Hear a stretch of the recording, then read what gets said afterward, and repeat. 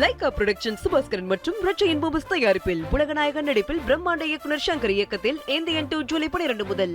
சேலம் மாநகர பகுதிகளில் அணைமேடு பகுதியில கடந்த பல ஆண்டுகளாக போக்குவரத்து நெரிசலால சிக்கி வந்தாங்க. அந்த சூழ்நிலையில் குறிப்பா அந்த பகுதியில ரயில்வே கேட் கிராஷ் ரயில் உள்ளது. இந்த சூழ்நிலையில் அந்த பகுதியில் காலை மற்றும் மாலை நேரங்கள்ல பள்ளி செல்லக்கூடிய மாணவர்களும் கல்லூரி செல்லக்கூடிய மாணவர்கள் மற்றும் பொதுமக்கள் பெரிதும் பாதிக்கப்பட்டு வந்தாங்க. அந்த பகுதியை பொறுத்த வரைக்கும் 40 ஆண்டுகளாக பகுதி மக்கள் கோரிக்கை விடுத்து வந்தாங்க.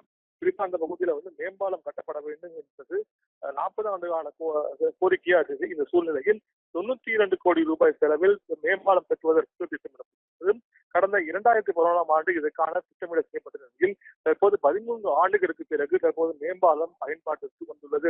இதனால் பொதுமக்கள் மகிழ்ச்சி அடைந்துள்ளது. அதே போல வாகன ஓட்டிகளும் பெரிதும் மகிழ்ச்சி அடைந்துள்ளனர். இப்ப சேலம் மாநகரத்தினுடைய மைய பகுதியில இந்த மேம்பாலமானது அமைக்கப்பட்டிருக்கு. இந்த மேம்பாலம் தற்போது திறக்கப்பட்டதால சேலம் வடக்கு மற்றும் கிழக்கு பகுதி இரண்டாக பிரிக்கக்கூடிய வகையில அந்த ரயில்வே இரும்பு பாதையானது அமைக்கப்பட்டது. காலை மற்றும் மாலை நேரங்கள்ல எக்மோர் செல்லக்கூடிய ட்ரெயின் மற்றும் சரக்கு ரயில்கள் அந்த வழியாக செல்வதால அந்த பகுதியில் கடுமையான போக்குவரத்து நெரிசல் ஏற்பட்டுள்ளது.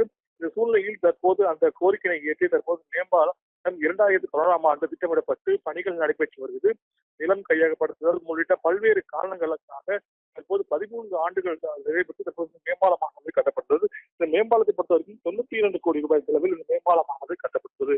இந்த மேம்பாலத்தினுடைய மொத்த நீளம் அதாவது 6500 மீட்டர் அளவிலும் இந்த மேம்பாலம் அமைக்கப்பட்டுள்ளது. அதே போல மேம்பாலத்தின் மூலம் 12 மீட்டர் அளவு அகலப்பட்டுள்ளது. தற்போது இந்த மேம்பாலத்தினை தமிழக நிர்வாகத்துறை அமைச்சர் KN நேரு கலந்து கொண்டு தற்போது மேம்பாலத்தினை திறந்து விட்டார். இதனை பொறுத்த வரைக்கும் நாடாளுமன்ற உறுப்பினர் அதே போல சேலம் மாவட்ட ஆட்சியர் பிருந்தாதேவி சட்டமன்ற உறுப்பினர்கள் உள்ளிட்ட பலர் இந்த நிகழ்ச்சியில் கலந்து கொண்டனர். சேலத்தை பொறுத்த வரைக்கும் இந்த 40 ஆண்டு கால கோரிக்கையினை நிறைவேற்றும் வகையில இந்த மேம்பாலம் திறக்கப்பட்டுள்ளது.